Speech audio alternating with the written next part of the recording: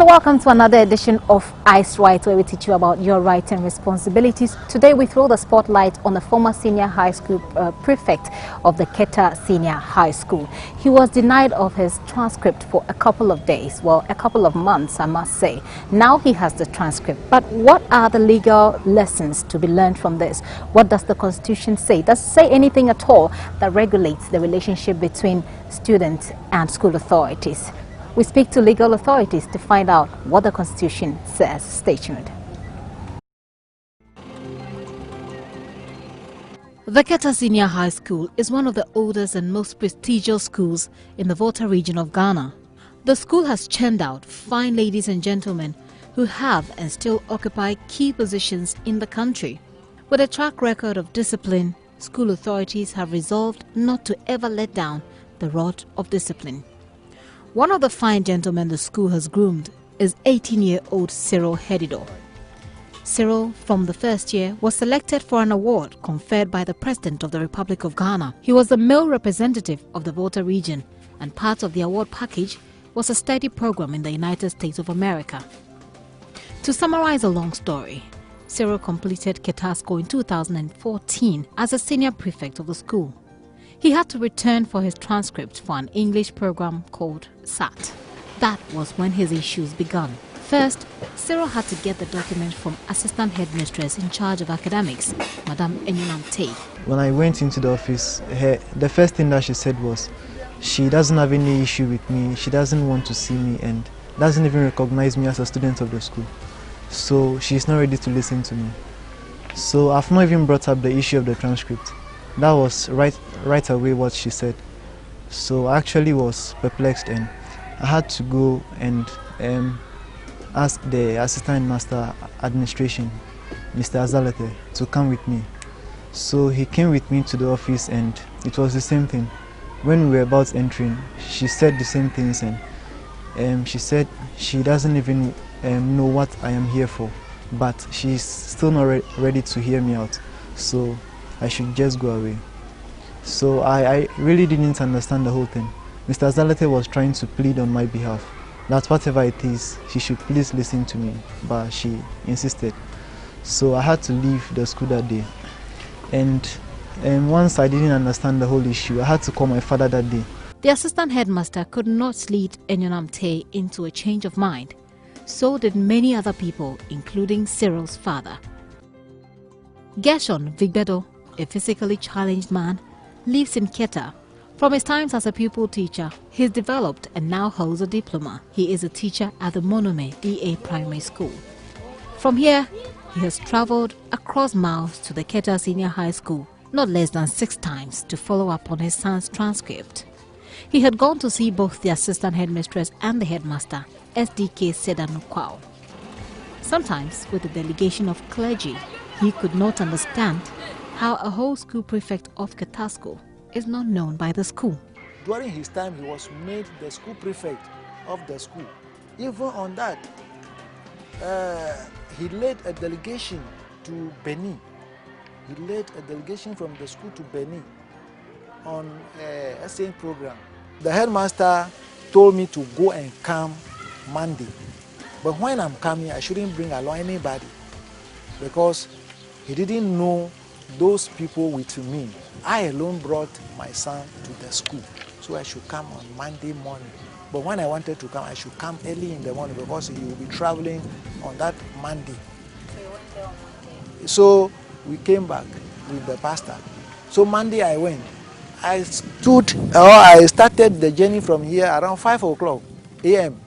Then I reached Ketasco 6:47 a.m. That time the children were sweeping, or the students were sweeping.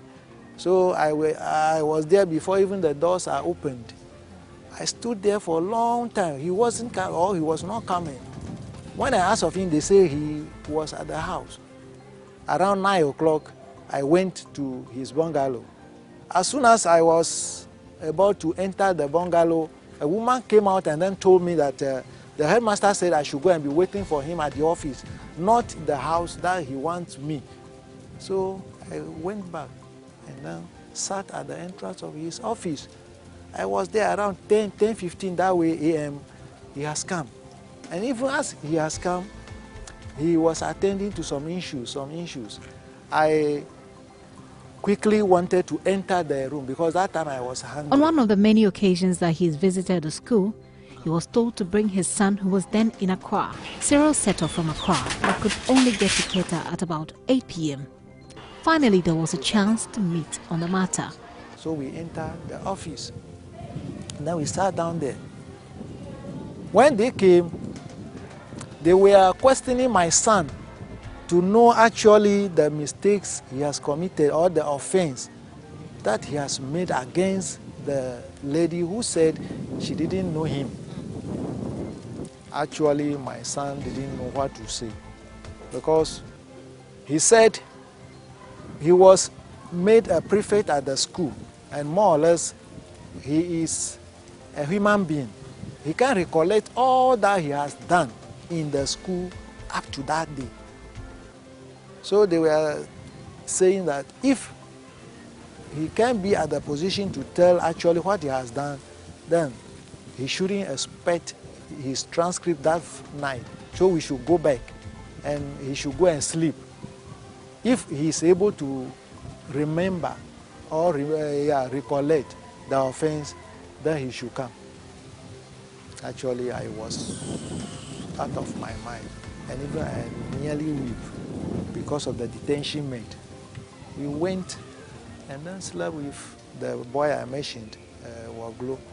So the following morning, we left to Akachi. Cyril also left to Accra, and then I came back to Akachi. Has he signed any bond or has he done anything against the school? And he was suspended, and I said no. He questioned me to know whether I was called to come so that they trash out his misbehavior or attitudes which are any misbehavior had been reported to me. And I say, oh, negative. Nothing was reported to me like that. So the pastor said he wasn't happy with the attitude of these people. So we insisted of asking for the transcript. It is this insistence that kept the issue raging on. It was a long back and forth of wanting to engage school authorities since October 2014. We needed to understand exactly what Cyril was being accused of, so we ran a little background check on him. We proceeded to his roots, where he was born and grew up. He's a respectful boy. When she don't know you or he know you, he will greet you, especially in a public. When he saw the oldest. Syria manye abare vika bunama respect abunama. It was then that Cyril's father showed a list of the dates that he had traveled to Ketasco. For him, it was a distressful moment he believes was unjustly imposed on them. They said Cyril has done a series of offenses to the staff. Which were? They were not able to mention. They say it's best known to him, so he should recollect them. And then the only thing they said was during his time of prefectship, he instructed the juniors not to fight for SP posts or any leadership position in the school again because leaders in Ketasco are not respected at all. And then whenever instruction is given by any of the teachers, he didn't want to go by it. So those are the offense my son would remember. Did you ask them anything then? The only question I asked was, the only thing that I didn't understand was the time my son was with them, they brought me no offense, or even they didn't call me. Even the son was not sacked or dismissed for his misbehavior at the school. And what did they say? Even no bond was signed by him or me, the father. They said I should not go by that way because when the children are with the parent, they behave different way. When they leave the parent, they also or they equally behave another way. The back and forth drew even more people into the fray, including the Keta Municipal Education Director. To start with, he had to deal with a side issue in which his human resource manager was said to have verbally abused Enyonamte. Also agreed that they should give the transcript to the students. And what reasons were they given for which, what reason did they have for which they did not want to give the transcript to the students? They said the student was very disobedient to the school authorities. They cited instances where the student involved will not greet even the headmaster. He will see the headmaster and pass by. Other teachers, he will just see them and pass by. He will not greet them. And other sources also said that he was leading a bad example. As a senior prefect, he was leading a bad example to the other prefects and then to the student body. Right. Yes. As a director of the Education Directorate here, I'm sure that you've been in education for a very long time. Sure. What would have been the ideal way of handling such a situation if you are, say, head of a school, when you have one student or the head prefect, senior prefect, being very disrespectful in the school? How should you handle it in the school? I think it is important that you call the students involved to order. He should be made to know his responsibilities as a head prefect, and then be told that he should be of example. He should live exemplary life, right. And where he demands, he should be punished. He should be punished if he goes according to specific laid down schools and regulations of the school and the GES.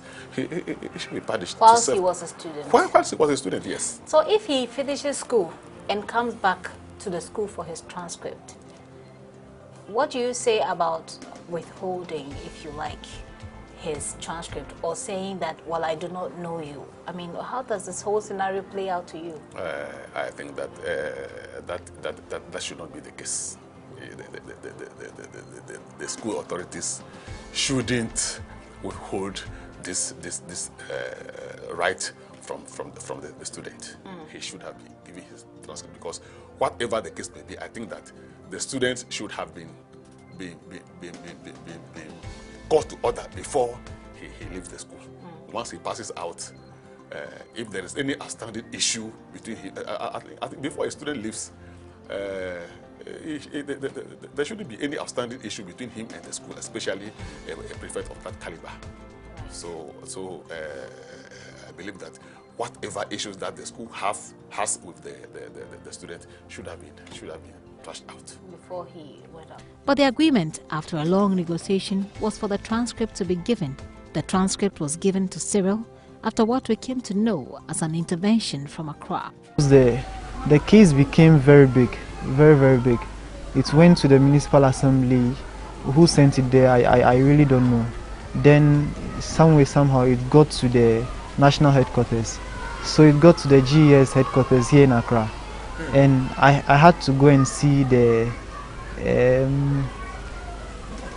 officer in charge of secondary education at the GES. So she called the headmaster and they discussed it. So the issue went very far. But at the end, I don't know who actually gave the directive. And the former NAT boss, the National Association of Teachers, the former president also heard of the issue, and the PRO. So the whole thing was widespread. And at the end, I had to go and apologize and get it. So I don't know where the directive came from. Our attempt to verify the various information available to us were unsuccessful. First, the headmaster, D.K. Sinami Kwao, thought he was being secretly filmed, and he did not take kindly to that at all. He later agreed to give us information, but directed the assistant headmistress at the center of the controversy to speak. She would not speak. Her husband, Mr. Tay, who is senior housemaster of Kitasco, arranged to speak with us the following day at 9 a.m. But he cancelled the appointment after we had waited from about 7:30 a.m. till 9:30 a.m. His condition was for us to bring Cyril, his father, and other key players in the matter, a condition we could obviously not meet. At the end of it all, Cyril had the transcript, but that was after the intervention from Accra. How do we regulate this student-authority relationship? Okay. The students normally are put into houses. So each student has a house parent. Then we have the senior housemaster. Then within the school, we have guidance and counseling teachers who are supposed to be counseling and guiding the students who sort of go out of the way. Yes. So when issues of disobedience and disrespect of school authority comes up, I think a school is also expected to have a disciplinary committee so that any issue of that nature, the students should be taken through all this. Is it right to call a whole assembly, for instance, and order a student to apologize for something the student feels he did not do? I mean, I don't know. I don't want to take sides at all because I wasn't there. These are things that I have been told. But is it right to do such a thing before you could get, say, a document from the school? My dear sister, it is difficult for me to say whether it's right or wrong. Because this one, it depends purely on your administrative style. Okay. I would personally not do it that way. Okay. Yes. If the headmaster decides to do it that way, according to him, I think what I heard was that he wanted it to serve as a deterrent to other students who may in future try to show such behavior. That was why the whole school was brought in. But I personally thought that was quite humiliating. Yes, I thought because that. I would also think that you could, when it comes to testimonials, for instance, and I'm sure he would have to come back to the school, which is why from the beginning, respecting the authority and doing what you have to do as a student is the best way to go. That will be Cyril's problem to deal with. But I would have also thought that if you come for a testimonial, it is what the teacher or head teacher write. I mean, I am free to write what I want. Sure. And I can go write very bad things about you. That will prevent you from getting your... So I would have thought that instead of withholding it, why don't you give it to him? And at the time when you have to exercise your opinion as a teacher or someone who has taken care of this boy, you'll be able to say what you feel about him, which will obviously hurt his dreams. I very much agree with you. The transcript also came after a written apology, a copy of which is on Cyril's file at the school. A copy was also given the assistant headmistress, who rejected it. Cyril had to apologize to an assembly of the entire school and to admit he was a bad example as senior prefect. When I was given the microphone to apologize, I had to tell them that okay, some of them were actually new and never got to know me when I was in the school. So I told them I was the senior prefect when I was in the school, and I know in a way or the other I might have stepped on several toes, which could be either the students or the members of staff or maybe the headmaster or any other person. But the thing is, we are all human and to err is human. So I am here to render an apology that if I have in a way or two shown any disrespectful sign or behaved in a way which was not acceptable, I apologize for all that, and also advise the students that if I had exhibited any wrong character which they had seen in me, they shouldn't repeat it. Over the period of the tussle, Cyril tells me he has missed out on some scholarship deadlines and experienced some emotional downturns. With a SAT exam score of 2,000 over 2,400, Cyril is certain he will still make it for the required scholarships. Cyril himself has learnt a great lesson which he wants to share. After all is said and done, The question is, what do you do if you find yourself in Cyril's situation? And that is what we engage legal brains to explore. Well, Cyril has his transcript now, but one would ask, what would have happened if he didn't get it? What would have happened if he didn't have third parties speaking on his behalf? With me is lawyer Gary Nimaku Mafo, and he is a legal practitioner. He has recently led 652 university students to seek, well, I would like to call it justice from the Human Rights Court.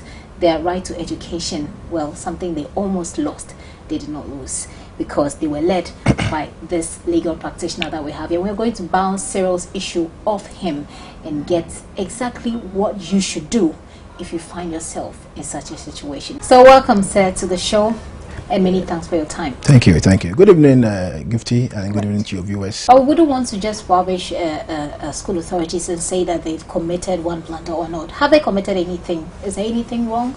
Well, Gifty, clearly, I mean, it is a matter that I can tell you is going on across the country. Authorities trying to abuse their offices just because they think that in their view a student is doing something which in their view is wrong or is right. You know, so I don't think it's exclusive. So what I would like to know specifically, which part, is there a specific part of the Constitution that regulates student and school authority relationship? Well, generally, the omnibus clause that we deal with is the Article 25 of the Constitution, which, if you may permit me, I have to read it for you, that all persons shall have the right to equal educational opportunities and facilities. And with a view to achieving this, even you must have free education has also been provided. Free, compulsory, universal basic education, which was a topic in this country during the run-up to the elections, if you recall. You know, so basically, they say all persons. So education is a fundamental right that all persons have the right to have access to.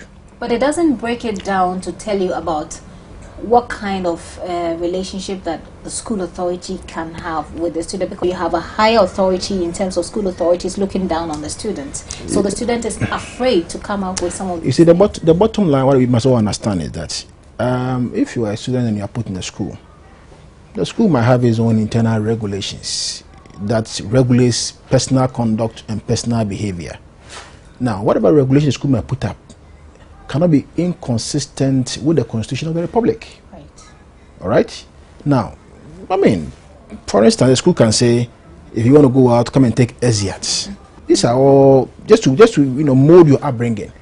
You understand? But whatever that the school does must be just in pursuance or in furtherance to molding the child to a better life in future. Now, if for instance you are an institution, and then instead of doing things that will help the child to grow up, both spiritually and physically and even mentally, you try to do things which will rather affect the person's education adversely, then obviously what you are doing is an affront to the person's education and his right to education. That is the bottom line. Right. That is the bottom line. So in this case that Cyril goes to the school and he goes to apply for a transcript, and the person in charge of academics says, I don't know you, so I cannot give you a transcript. This was the school's prefect during. Well, it's surprising. You see, it's surprising. What we must understand, the academic transcript is always a performance of the person, educational, let me call it the educational profiling at the time when he was or she was in school. Now, the transcript is something the person is entitled to it as of right. Because if, for instance, you come into academic environment, you learn. At the end of the day, you write an exams. After the exams, you are assessed. And based on assessment, they say, well, this is a performance. Therefore, it's a matter of right. So the question of knowing the student or not knowing the student cannot be a condition precedent for releasing the transcript. It cannot. But if I don't know you, then it means that you have not passed because the headmaster or the headmistress need not know every student in the school. What is important is that they must check the records, check your surname, and then even your name, your date of birth, and then see to their records whether indeed you were part of the people who came to the school. And if you were, and maybe there are no obligations on you. For instance, sometimes they say yes, they say you owe school fees. So even though it's still wrong, but they use that as a means to compel people to pay the school fees. But really, the fact of knowing the student is not a condition precedent for releasing the academic transcript. So I think that one, the headmaster or the headmistress was entirely wrong. You have worked with students a lot.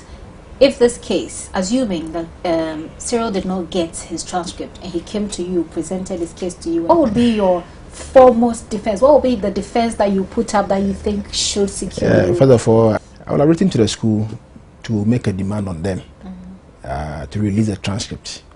On what basis? Yeah, because the student has passed through their hands and there's a transcript, entitled to the transcript, obviously. And therefore, they make a demand on them to release the transcript. Now, if they fail to release it and then they give an excuse that we don't know the student, which I know that at that time they cannot say we don't know the student because they know that somebody, a lawyer, has come in. So they won't say, because obviously the student will come to you with his ID number and then his full name. So you write to them based on that premise to demand for, the transcript, and they will have released the transcript. I'm pretty sure about it. But if they have failed, then obviously an action will lie against the school. What I want to find out is, where is there anywhere in the Constitution or any specific part of the Constitution upon which you're going to stand? You see, this school have, because the person has finished school, and it's obviously going to go a progression. All right. If you do that sort of thing, it means you are trying to truncate his right to education. Okay. Because secondary school level obviously is not the end of the roadmap, because secondary school, if the person actually passed, he must go to university or maybe to any other tertiary institution. You understand? So if you decide that you will not release the transcript on the basis that you don't know the student, then obviously your action will be liable in court. You get the point I'm making? Yeah. Because what you are doing, in effect, it means you want to truncate the person's right to education. And the Constitution frowns on that. Okay. That you cannot do that. You see, you cannot do anything that seeks to truncate anybody's right to education. You can't do that. So if you do that sort of thing without no justifiable basis, just because I don't know the student, obviously it is not. Because as I'm saying, the fact of knowing him or not knowing him is not a condition precedent for releasing the transcript. No, it is not. What you have to say rather is that maybe he didn't come to this school. That Sarah was not a student here. And you would have to prove it. And you must say that yes, that our records don't show that he's a student here. That one I will agree. Or our records show that yes, he was a student here, but even he failed. If he failed, release the failure result for him. You understand? Yeah. But if the records are that he was part of the school, did a 3-year program or 4-year program, and is making a demand for his transcript, academic records of his own performance, you cannot say that you will release the thing just because the person is not known to you, or to you, in your view, the person has done something which you don't like personally. That's why I was going to. The headmaster said Cyril became so disrespectful that he would not even say good morning to you as the headmaster or to you as the assistant headmistress. And these were people who have, who saw potential in him and tried to push him. I mean, morally. You see, I mean, would you be hurt if you helped somebody? No, you see, sometimes I think we have to get serious in this country. You understand? I mean, somebody showing respect to you or disrespect to you in your position as a headmaster or headmistress of a school is a question of morality. It's not a question of law. So it doesn't fall anywhere. It's a question of morality. But what about the argument that we're trying to instill a sense of morality in our students? Yes. But you see, you instill the morality, the discipline and everything. But all the students who will pass through your hands, it's not everybody who will come out as a disciplined person. So the question of morality does not arise when it comes to the demand of your right to education. See, the right to education is a fundamental human right. It's a right which is guaranteed under the Constitution. Morality is a different matter altogether. Question of morality, yes, we must show respect. It's a question of morality. But the society will deal with that one. Society front of people who are immoral, people who are disrespectful. Yeah, it's a moral matter for society to deal with about that matter. But it does not form part of the right to education. The right to be educated. It's a fundamental right guaranteed under the Constitution. And therefore, anybody who seeks to do anything which seeks to truncate that right that person will force out the Constitution. The Constitution is the supreme law of the country, and therefore you cannot do anything which will undermine the Constitution. It is not possible. Now, one other thing that Cyril had to, and I don't want to sound like I'm being on Cyril's side, yes, but I feel like he had to endure apologizing to the entire school. Then there was another suggestion that he should do the apology for in the glimpse of the whole school, the entire student body. And according to the headmaster, he did this to put some fear of God in the student, because he needed to let them know that you cannot get away with some of these things. And I thought, at a point, I thought it made sense. It makes sense, doesn't it? Well, you see, Gifty, this is what I call abuse of office. Abuse of office, abuse of power. People trying to use the official position to either intimidate students or harass students unnecessarily, that sort of thing. Well, clearly, if the boy had done something very wrong, which had gone contrary to the school's own internal regulations, then he has to be punished at the time when he was in the school. So one of the questions I put to the headmaster was, why was he not punished when he was a student? And then they had to wait for him to complete school and come for his transfer. It tells you that he did nothing wrong. Maybe just because, our society, somebody is pompous, somebody is this. Maybe sometimes the way even wear your dress, the way you may come up, the man come from New York. For all you know, he came back wearing some baggage, some, he said, well, the man had, now he don't even respect at all. I really fail to see, well, if you look into what the school is saying, what the school is saying, because in law, or the altering pattern, that is, you must always hear the other side. Yes. But listening to what the school itself has said on this particular matter, I do not think that really the boy did anything wrong at the time when he was a student. I think just official trying to just abuse the boy in a way just to coerce him to come and say, I am sorry. It's not a part of the Ghanaian culture, taking on authority. It's not part of it's not part of the system. I don't see any future, any harmonious future dealing between these two parties anyway, because it looks as if the battle lines have been drawn. No, I don't think so. You see, sometimes the people you see them climb up, the same people you see them when you're descending down the stairs. If I were to advise him, I would say, let's look at the demerits and the merits and the future relationship in terms of you going back, because you never know when you may want to go back. So at a point in time, I decided that, well, let me just abandon the legal suit, have some cordial relationship, so to speak, with them, with the hope and expectation that maybe one day, even if I don't even come there, maybe they might even come to you. Finally, you have just told us that these things are happening because you deal with these educational institutions, and you're telling us that these things are happening all across the country. Many cases like this are occurring. What would be your advice to people who are watching this program and may find themselves in this situation one way or the other? First of all, my advice is to the authorities. You see, I think they must understand something, that there is a certain relationship which has to build, and a certain obligation and responsibility which must be brought to bear on the work that they do. You see, if, for instance, you are made a director of education, or you are made a director of an institution, any government institution, accreditation board, education ministry, whatever it is, there's an obligation on you to ensure that at least the rules of natural justice are brought to bear on the work that you do. Administrative fairness, propriety, you see, and candidness, fairness, reasonableness. Because sometimes the way they do certain things, you sit back and then you watch, and they say, why? And then when you even go to them, they tell you that, oh, no, that's our decision, we've taken it, and we're all right. You want to pursue the same matter. Nobody's going to take them and on. Then, because nobody takes them on. Nobody takes them on.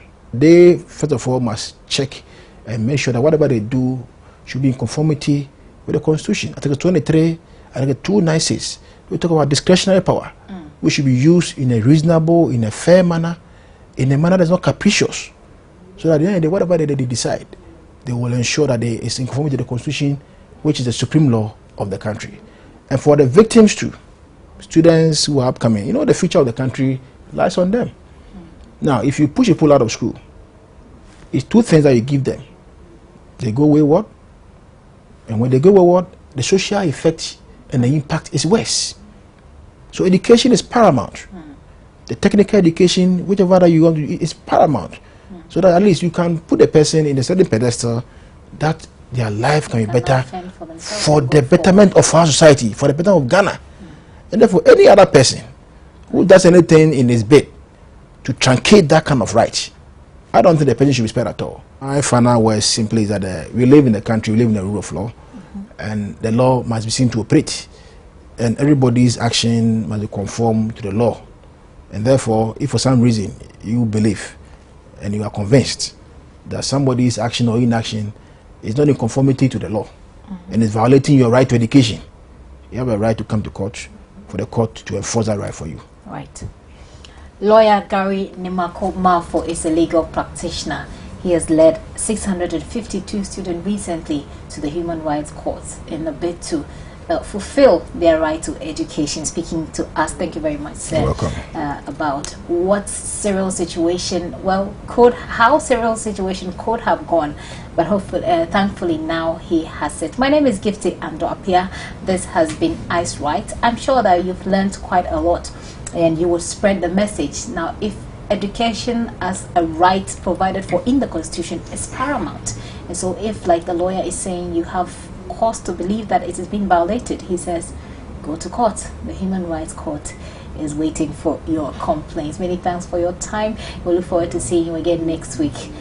My name is Gifty Andropia. Thank you.